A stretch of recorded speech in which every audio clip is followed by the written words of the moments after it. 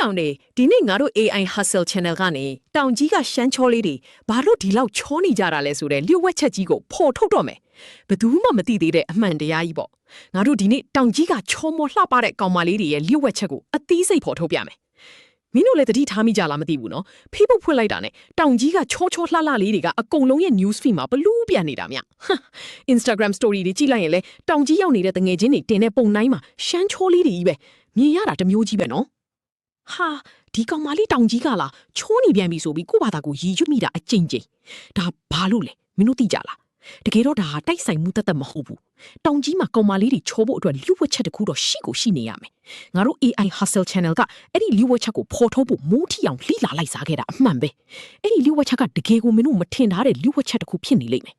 ငါတို့အဖွဲ့သားတွေလည်းဒါကိုအတီးပြူဖို့တော်တော်လေးလှိလာခဲ့ကြရတယ်ပထမဆုံး theory ကတောင်ကြီးကရီကောင်းလို့တဲ့ဟာ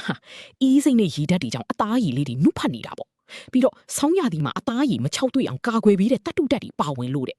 ဒုတိယ theory ကရှမ်းခောက်ဆွဲအာဟာရဓာတ်ပြည့်ဝလို့တဲ့အာဟာရဓာတ်တွေကြောင့်အသားရည်လေးတွေကြည်လင်ဝင်းပါနေတာပေါ့ရှမ်းခောက်ဆွဲထဲမှာပါတဲ့ဟင်းသီးဟင်းရွက်တွေအသားဓာတ်တွေကကျန်းမာရေးနဲ့ညင်ညွတ်စီလို့တဲ့တတိယ theory ကတောင်ကြီးကလီကောင်းလီတန်ရလို့တဲ့စိတ်ဖိစီးမှုနည်းပြီးပတ်ဝန်းကျင်ကောင်းလို့ချိုးနေကြတာတဲ့တဘာဝပတ်ဝန်းကျင်ကတန့်ရှင်းလက်ဆက်လို့အသားအီကအစာကြည်လင်နေတာတဲ့ဒီလို theory တွေကတော်တော်များများပြောကြတာလေဒါပေမဲ့ငါတို့ရှာဖွေတွေ့ရှိခဲ့တာကတော့တခြားတစ်ခုတကယ်တော့ဒီ theory တွေထပ်ပို့ပြီးတော့အဖြေမှန်နဲ့နီးစပ်တဲ့အရာတွေရှိနေတယ်ဒီမှာပဲ comment war တွေစပြီလေဟဲ့မဟုတ်ဘူးလေနင်တို့တွေကတောင်ကြီးဆိုတာနဲ့လာကြွားတာပေါ့ဆိုပြီးပြောတတ်တဲ့ကောင်းမလေးတွေနဲ့အမလီငါတို့ကမွေးကလေးကဒီလိုပဲချိုးတာမနာလို့မဖြစ်ကြပါနဲ့ဆိုတဲ့တောင်ကြီးကချိုးလေးတွေနဲ့မဟုတ်ဘူးတောင်ကြီးကကောင်းမလေးတွေကချိုးတာတော့မှန်တယ်ဒါပေမဲ့ရန်ကုန်ကကောင်းမလေးတွေကပူမိုက်တယ်ဆိုတဲ့ရန်ကုန်ကအဖွဲတွေနဲ့ဟာမိုက်တာပေါ့ဒါပေမဲ့ချိုးတာတော့တောင်ကြီးပဲဆိုတဲ့ fight တင်နေ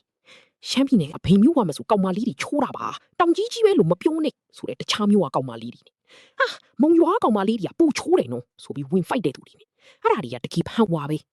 တခါတလေကြတော့မင်းတို့ဖိဖို့မှာတွေ့ဘူးပါမယ်ကောင်မလေးတယောက်ပုံတင်လိုက်တယ်တောင်ကြီးမျိုးလေးကပါဆိုပြီး caption တက်လိုက်တယ်ပြီးတာနဲ့ like တွေ share တွေကိုမိနေရရေးတိုင်ကြီးပြကြတာပုံမြန်နေကောင်လေးတွေဆိုတာ hello မမနံပါတ်လေးရပါဦးမေဒီနဲ့ဟာမမတောင်ကြီးကိုဘယ်ချိန်သွားလေရမလဲမမစီလာဘူးတောင်ကြီးကိုခရီးသွားမေဒီနဲ့ကောင်မလေးတွေဆိုလဲသူမတောင်ကြီးရဆိုတော့ချိုးတာမဆန်းပါဘူးလေအေးလီတောင်ကြီးပဲဟာဒီနဲ့ဒီလိုမျိုးတွေကတောင်ကြီးကောက်မလေးတွေရဲ့အိုးစာအာနာပေါ့ကွာဘလို့ပဲဖြစ်တောင်ကြီးကောက်မလေးတွေကဆိုရှယ်မီဒီယာမှာကိုလက်တွေ့ဖိုးရမှာကိုသူတို့ရဲ့ကိုယ်ပိုင်အလှနဲ့ဆွဲဆောင်မှုရှိနေတာတော့အမှန်ပဲကဲအခုငါတို့ဖော်ထုတ်တော့မယ်ဘသူမှမသိသေးတဲ့အဖြစ်အမှန်ကိုပေါ့တကယ်တော့တောင်ကြီးကရှမ်းချိုးလေးတွေဘာလို့ဒီလောက်ချိုးနေကြတာလဲဆိုတော့သူတို့တွေကလီခေါင်းလီတတ်နဲ့နေထိုင်တာရှိတဲ့ပတ်ဝန်းကျင်မှာနေရတဲ့ကြောင့်စိတ်ကြည်လင်ပြီးပျော်ရွှင်နေတတ်ကြတယ်ပြီးတော့ရှမ်းပြည်နယ်ရဲ့ယဉ်ကျေးမှုဓလိထုံးတန်းရကိုတဘာဝတရားရကိုတကယ်ကိုယူသားဖြူစင်နဲ့မျက်နှာပိုင်ဆိုင်ကြတာပါဘလို့လေဒါပဲလားလို့မင်းတို့တွေးနေပြီလား